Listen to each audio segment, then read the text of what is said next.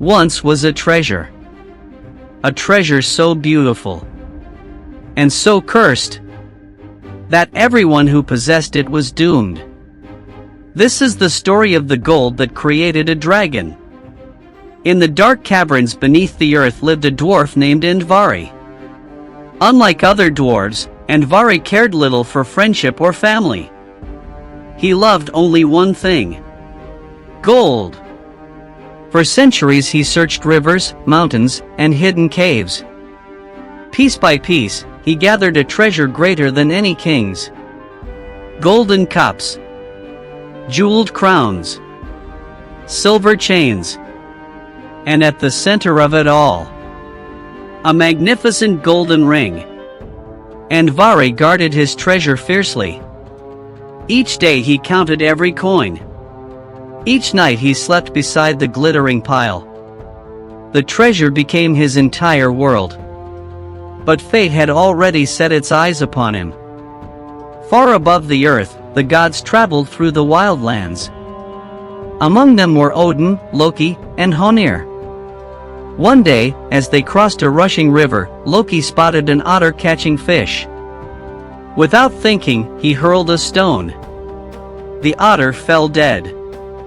Proud of his aim, Loki picked up the animal and carried it away. But the otter was no ordinary creature. It was the son of a powerful magician. When the gods arrived at the magician's hall, they were seized immediately. The grieving father demanded justice. "You have killed my son!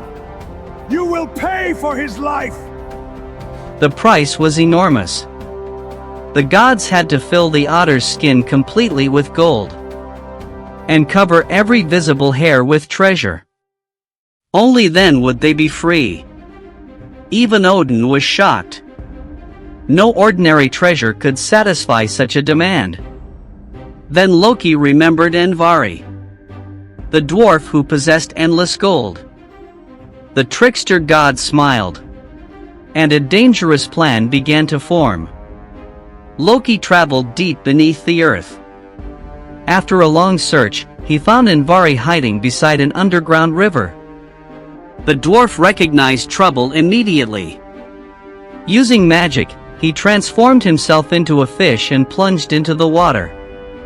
But Loki was a master of tricks. He borrowed a magical net. The fish was captured. Andvari was dragged onto the shore. Furious, the dwarf begged for mercy. But Loki cared only for the treasure. He forced Andvari to reveal the location of his hidden hoard. Together they entered the secret cave. Mountains of gold sparkled in the darkness. Jewels glowed like stars. Even Loki stood amazed. Every piece was taken. Every coin.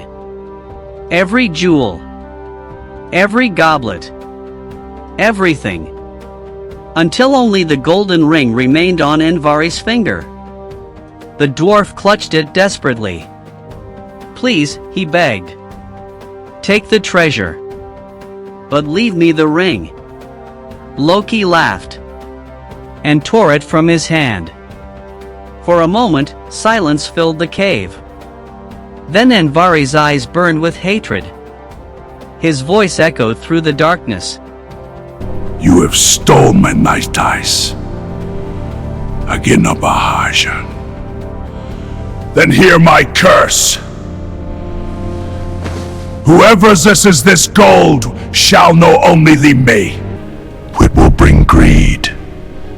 It will bring betrayal. He'll bring death. No one shall ever enjoy." The cave trembled. The golden ring seemed to darken. Even Loki felt a chill. But he ignored the warning. He gathered the treasure and left. The curse had begun.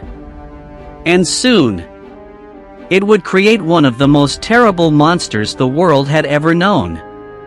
The gold fulfilled the magician's demand. The gods were freed. Gold had a new master now. Fafnir, son of Hreidmar. brother of Regan. He had watched his father grow rich from the treasure of the gods. And slowly, the gold began to whisper to him. It promised power. It promised endless wealth. It promised that he alone deserved it. Night after night, Fafnir stared at the glittering hoard.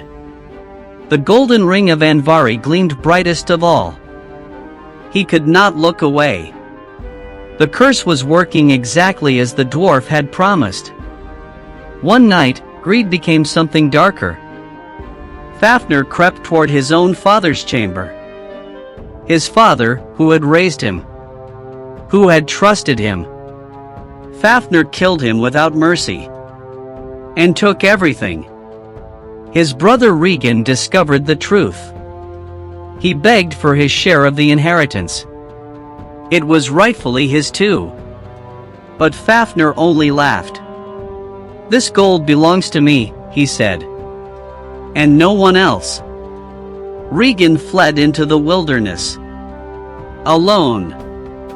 Furious. Plotting revenge in silence. Meanwhile, Fafnir gathered his stolen treasure. He carried it deep into the wild heath of Heath, a desolate place, far from all human eyes. There, he built his hoard into a mountain of gold. But a man cannot guard such treasure forever. So the curse offered him a new form. Something stronger. Something with no fear. Slowly, Fafnir's body began to change. His skin hardened into thick, dark scales. His back grew heavy and serpentine. His eyes burned with a hunger that was no longer human. The transformation was complete. Fafnir was no longer a man. He had become a dragon. A monstrous worm that slithered across the heath. Poison dripped from his fangs. His very breath could kill. He coiled around his treasure like a living wall. Anyone who dared approach Heath never returned. Villages nearby lived in terror. Fafnir devoured any traveler unlucky enough to cross his path. The land itself seemed to die around him. Grass withered. Rivers ran black. And still, he counted his gold. Just as Andvari had cursed. The greed had consumed him entirely. Years passed this way.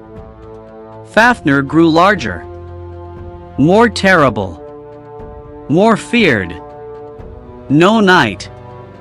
No king. No army dared challenge him. The treasure stayed buried beneath his coiled body. Untouched. Unloved. Cursed. Meanwhile, far away, his brother Regan had not forgotten. He had not forgiven. He traveled to the court of King Jalprek. And there, disguised as a humble blacksmith, he waited. He waited for the right weapon. Not a sword. Not an army. A boy. A boy with royal blood and a destiny he did not yet understand. His name was Sigurd, son of Sigmund. And Regan already knew. This boy would be the one to kill his brother and reclaim the gold for himself. But first, he would need to earn the boy's trust. He would need to raise him, train him, shape him into a warrior strong enough to face a dragon. Little did Sigurd know, he was not being raised out of kindness. He was being raised as a weapon. The orphaned prince had become a warrior. Strong, swift, fearless, gifted beyond any man of his age. Yet he knew nothing of the destiny waiting for him. At the court of King Jalprek, one man watched him more closely than anyone. Regan, master blacksmith. Every day, he trained the young prince. The sword, The hunt. To everyone else, Regan looked like a loyal mentor. But every lesson was shaping a weapon. One evening, the forge glowed beneath the mountain. The fire cracked softly. Regan broke the silence. There is a dragon. Sigurd slowly looked up.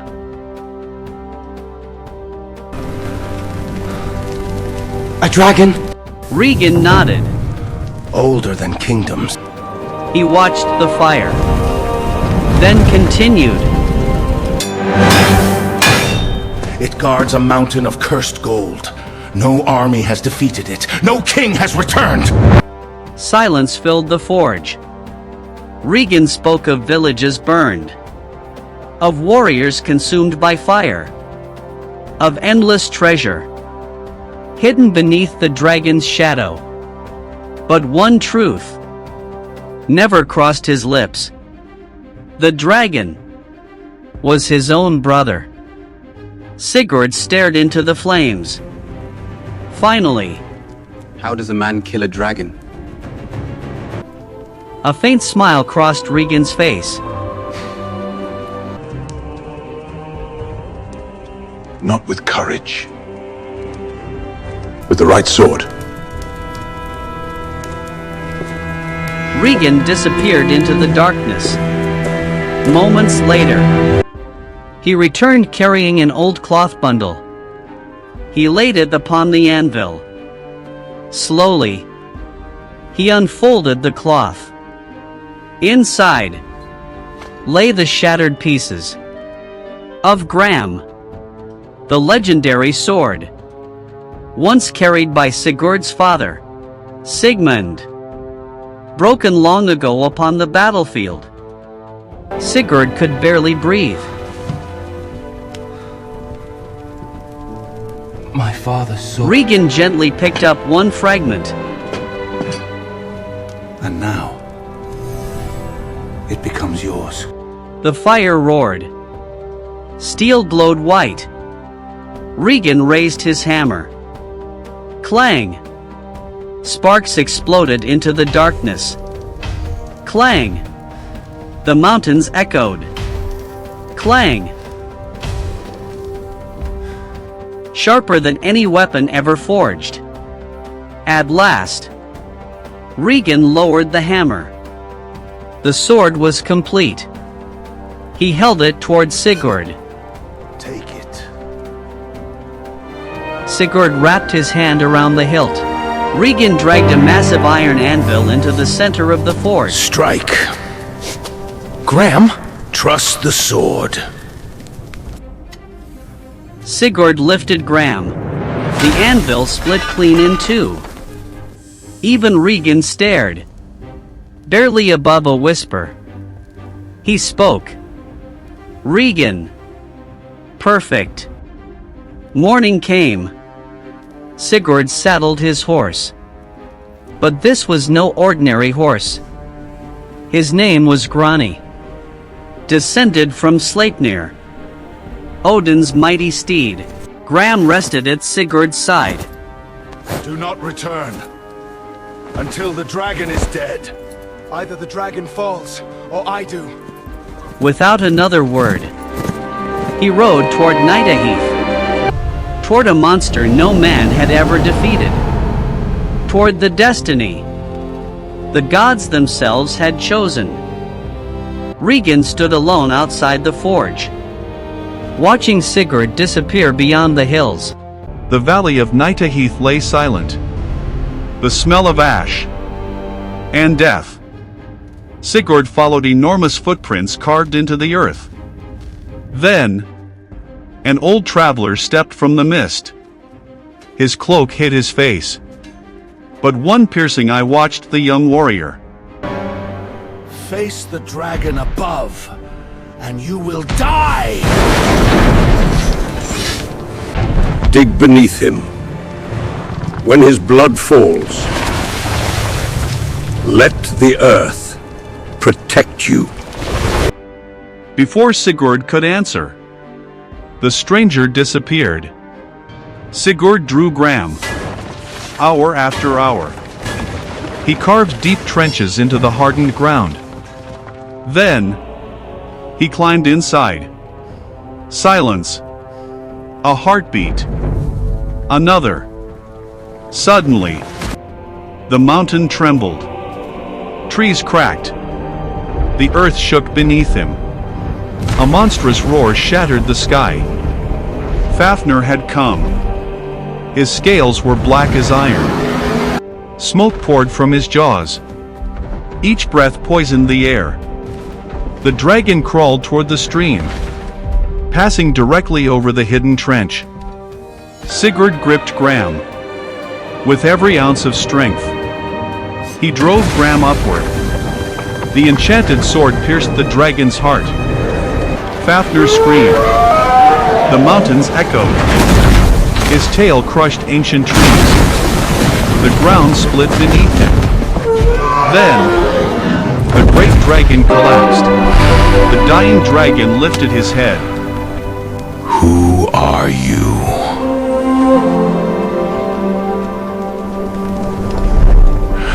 Who carries death in his hand? I am Sigurd, son of Sigmund. I was not always a dragon. The gold made me this. No treasure. It will destroy you, change my fate. Regan emerged from the forest. His smile was impossible to hide. You have done the impossible. Roast the dragon's heart. It belongs to me. Sigurd said nothing. He placed the heart above the fire. After a while, he touched it. The heat burned his finger. Instinctively, he placed it in his mouth. The dragon's blood touched his tongue. The birds overhead began to speak. Foolish hero. Regan will murder you. He wants the gold. Kill him first! Sigurd slowly turned. Ram flashed. Once, Regan fell. The last son of Hreidmar was dead. Sigurd entered the dragon's cave. Gold covered the floor like sunlight. He gathered the treasure. The cursed ring. The helm of awe. Then rode away. Behind him, the dragon was dead. The treasure had a new master. And far beyond the mountains, a sleeping warrior waited, surrounded by a wall of living fire. TOB continued. How is the story?